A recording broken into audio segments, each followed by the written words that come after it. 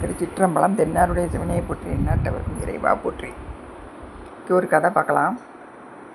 வடநாட்டில் காசிக்கு போகிற வழியில் ஒரு குடியானவன் வாழ்ந்து வரான். அவனுக்கு திருமணமாகி 2 நாள் ஆனதுனால குழந்தை இல்லாமல் இருக்கு. அவன் ஒரு பெரியவர்கிட்ட தன்னுடைய குறையை சொல்கிறான். அவர் தர்மம் செஞ்சேன்னா அதன் பையனை அவனுக்கு குழந்தை கிடைக்கும் அப்படிங்கிறார். எந்த முறையில் தர்மம் செய்கிறோம் அப்படின்னு சொல்லி கேட்கும் பொழுது, அந்த சமயம் கோடை காலமாக இருந்ததுனால அந்த வழியாக போகக்கூடிய யாத்ரீகர்களுக்கு, ஒரு அந்தணனுக்கு ஒரு கொடை, விதியடி, ஒரு விசிறி, இந்த 3 நீ தானமாக கொடுத்தேன்னா அவங்களோட ஆசையால் உனக்கு குழந்தை உண்டாகும் அப்படின்னு சொல்கிறார். அவன் நம்ம தாழ்த்தப்பட்டவனாக இருக்காமே, நம்ம அந்தணனுக்கு எப்படி தானம் பண்ண முடியும் அப்படின்னு யோசிக்கிறான். ஆனால் ஒரு கொடையும் மிதியடி, விசிறி, இந்த 3ஐயும் தயாரித்து ஒரு மரத்தடியில் வச்சுட்டு, இதை தேவைப்படுறவங்க எடுத்துக்கங்க அப்படின்னு எழுதி வச்சுட்டு அவனுடைய வேலையை பார்க்க போயிடும். பக்தியில் மேம்பட்ட ஒரு அந்தனர் அங்கே வர்றாரு. தன்னோட இறுதி காலத்துக்குள்ளே காசிக்கு போகணுங்கிற ஒரு முடிவு வைராக்கியத்தோட கால்நடையாக புறப்பட்டு வர்றாரு. அந்த சமயம் வெயில் தாங்க முடியாமல் வர்றாரு. வழியில் இந்த மரத்தடியில் கொடை, விசிறி, செருப்பு இதெல்லாம் இருக்கிறத பார்க்குறாரு. மகிழ்ச்சியோடு அதை எடுத்துக்கிட்டு இந்த 3ஐயும் வச்சவனை வாழ்த்திட்டு போகிறார். காசிக்கு போய் திரும்பி வர்ற வழியில் அவர் உயிர் துறந்துடுறாரு. அவர் இந்த 3 பொருட்களையும் தானமாக செஞ்சானே அவன் வீட்டிலேயே மகனை பிறக்கிறார். அவன் தனக்கு மகப்பேறு உண்டானச்சேன்னு சொல்லி ரொம்ப மகிழ்ந்து வளர்த்து வாரான். ஆனால் குழந்தை பேசாமே இருக்குது. இதை பார்த்து பெற்றோர்கள் கவலைப்படுறாங்க. ஆனால் குழந்தைக்கு 16 வயசு ஆயிடுது. இப்படி இருக்கும் பொழுது அந்த ஊரில் கள்வர் பயம், திருடர் பயம் அதிகமாக இருக்குது. மக்கள்லாம் போய் மன்னன்கிட்ட முறையிடுறாங்க.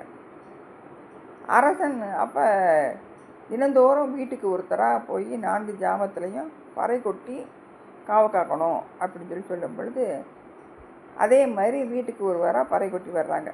ஒரு நாள் இந்த செருப்பு தைக்கிறவனோட முறை வருது. அவன் அன்னைக்கு முக்கியமாக வெளியே போக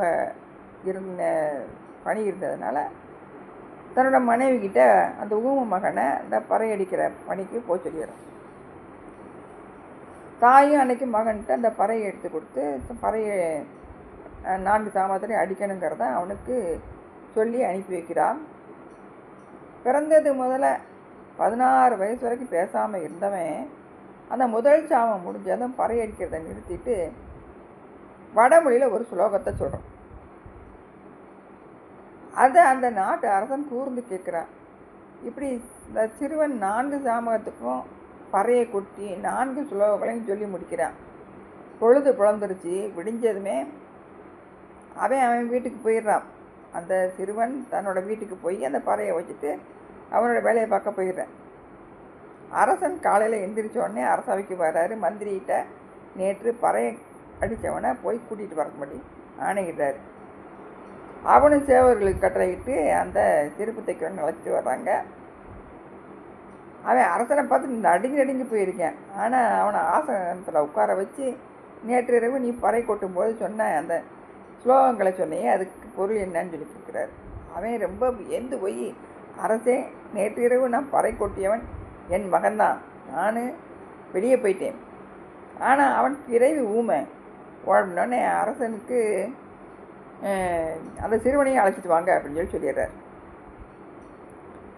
அந்த சிறுவன் வந்த உடனே அரசன் அவனுக்கு ஒரு சிம்மாசனத்தை, அவர் தன்னோட சிம்மாசனத்தை விட்டு இறங்கி வந்து அவனை எதிர்கொண்டு அழைச்சிட்டு போய் அவனுக்கு ஒரு ஆசனத்தை கொடுத்து அவனுக்கு அவ்வளோ அமர வச்சு அவனுக்கு பணிவிடையெல்லாம் பண்ணுறாரு. இந்த காட்சியை பார்த்தா எல்லோரும் ரொம்ப பிரமிச்சு போயிருக்காங்க. அரசர் அந்த சிறுவனை கூர்ந்து நோக்கிக்கிட்டு, நேற்று 4 ஜாமத்துலேயும் சொன்ன ஸ்லோகங்களுக்கு பொருள் என்ன அப்படின்னு கேட்குறாரு. சிறுவன் முதல் ஸ்லோகத்தை சொல்லி விளக்கம் சொல்கிறான். காம குரோதச்ச லோபச்ச தேகே நிஷ்டந்தி தஸ்கரா ஞான ரத்னாபகாராய தஸ்மாத் ஜாக்கிரதா. இது பொருள் என்ன அப்படின்னா, இந்த உடம்புல மதிக்க முடியாத ரத்னத்தை விட உயர்ந்த ஞானம் பிரகாசிச்சுக்கிட்டு இருக்கு. காமம், குரோதம், லோபம், இந்த திருடர்கள் அந்த ஞானத்தை அபகரிச்சுக்கிட்டு இருக்காங்க அப்படிங்கிறத இந்த எச்சரிக்கை பண்ணுறேன் அப்படின்றார். மகிழ்ச்சி அடைஞ்ச மன்னன் 2வது ஸ்லோகத்தையும் சொல்லுன்னு சொல்கிறான். ஜன்ம துக்கம் ஜரா துக்கம் ஜாயா துக்கம் புன புன சம்சார சாகர துக்கம் தஸ்மாத் ஜாக்கிரதா ஜாக்கிரதா. பிறக்கிறது துன்பம். அந்த பிறவியில் இறுதியில் வரக்கூடிய முதுமை அது பெருந்துன்பம். அந்த இடையில இருக்கக்கூடிய வாலிப காலத்தில் இணக்க வச்சு மோகத்தால் உண்டாகக்கூடிய துன்பங்களோ அதை விட பெருசு. ஜனன மரண சம்சாரம், இந்த சமுத்திரத்தில் படக்கூடிய துன்பம் மிக மிக பெருசு. அதனால இந்த ஆன்மாக்களை ஜாக்கிரதை அப்படின்னு சொல்லி சொன்னேன். இந்த 2வது ஸ்லோகத்து மூலம் சம்சார சாகரம் தீராத துன்பத்தை கொடுக்கக்கூடியது. இதனிருந்து நம்ம விலகணும் அப்படிங்கன்னு தெரிஞ்சுக்கிட்டார் அரசர். சிறுவர் சொன்ன அந்த உபதேச மொழியை கேட்டு வாழ்நாளில் இனிமேல் நம்ம மெய்ப்பொருளை அடைகிறதுக்கு முயற்சி பண்ணணும் அப்படின்னு முடிவு பண்ணிவிட்டு அடுத்த ஸ்லோகத்தை சொல்லு அப்படின்னு சொல்கிறார். மாதா நாஸ்தி பிதா நாஸ்தி பந்து சகோதரா அர்த்தம் நாஸ்தி கிருகம் நாஸ்தி தஸ்மாத் ஜாக்கிரதா ஜாக்கிரதா. அதாவது பெற்று வளர்த்த அன்னையின் தந்தையின் நிலையில்லாதது, தனக்கு உரிமை என்று சொல்லக்கூடிய பொருட்களும் நிலையில்லாதது, தன்னோட வீடு முதலியனவே நிலையில்லாதவங்க. அப்படின்னால எச்சரிக்கையாக இருங்க. அரசன் சிறுவன் சொன்ன அறிவுரை கேட்டு ஆனந்தப்படுறாரு. அடுத்த ஸ்லோகத்தை சொல்கிறார். ஆயசா பக்தே லோகே கர்மனா பகு சிந்தையா ஆயுஷீனம் நஜானாதி தஸ்மாத் ஜாக்கிரதா ஜாக்கிரதா. இந்த உலகத்தில் மனிதர்கள் பலவித சிந்தைகளாக கர்ம சம்பந்தமான ஆசைகளிலே ஈடுபட்டு அதனால் தன்னோட ஆயுள் குறைஞ்சிக்கிட்டே வர்றத அறிஞ்சிக்கிறாமல் இருக்காங்க. எச்சரிக்கையாக இருங்க அப்படின்னு சொல்லி கர்மாவை வெல்ல முயலுங்க அப்படின்னு சொல்லி சொல்கிறார். அப்படின்னு சொன்ன உடனே சிவனோட ஞான உரையை கேட்ட மன்னன் ரொம்ப வியந்து போயிடுறான். அவனோட தந்தையை கூப்பிட்டு, உன் மகன் ஊமை இல்லைப்பா, பெரிய ஞானி, அவனோட ஞான மொழியை கேட்டதுனால நான் பெரும் பேர் பெற்றேன் அப்படின்னு ஆனந்தப்படுறாரு. அதுக்கப்புறம் அந்த நாடு சிதா இருக்குன்னு வச்சுக்கோங்க. இப்போ இது மூலமாக நம்மளுக்கு என்ன சொல்கிறாங்க அப்படின்னா, நம்ம ஞானத்தை தேடுறதுக்கான வழியை, ஞானத்தை அடைகிறதுக்கான வழியை கண்டுபிடிக்கணும். அதுக்கு நம்மக்கிட்ட இருக்கிற காமம், லோபம், குரோதம் இதெல்லாம் விட்டு ஒழியணும். இந்த உலகப் பொருட்கள்லாம் நிலை இல்லாது, பெற்ற தாய் தந்தையரை நமக்கு நிலை இல்லாதவங்க அப்படிங்கிற, அதாவது பெற்ற தாய் தந்தை இந்த உடலுக்கு மட்டும்தான் பெற்ற தாய் தந்தை.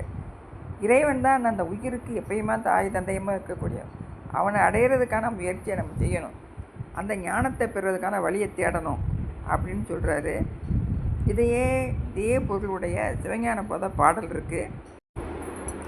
புண்ணிய பாவம் பொருந்தும் இக்காண்மியமும் மண்முதல் மாயையும் கண்ணிய அஞ்ஞானம் காட்டும் இவ் ஆணவமும் இம்மூன்றும் மெய்ஞானிகளுக்கு ஆகா விடு. அதாவது ஆணவம், கண்மம், மாயை இதெல்லாம் விட்டால் நம்ம ஞானத்தை பெறலாம் அப்படின்னு சொல்லி இந்த பாடல் காமிக்குது. முயற்சி பண்ணுவோம். திருச்சிற்றம்பலம்.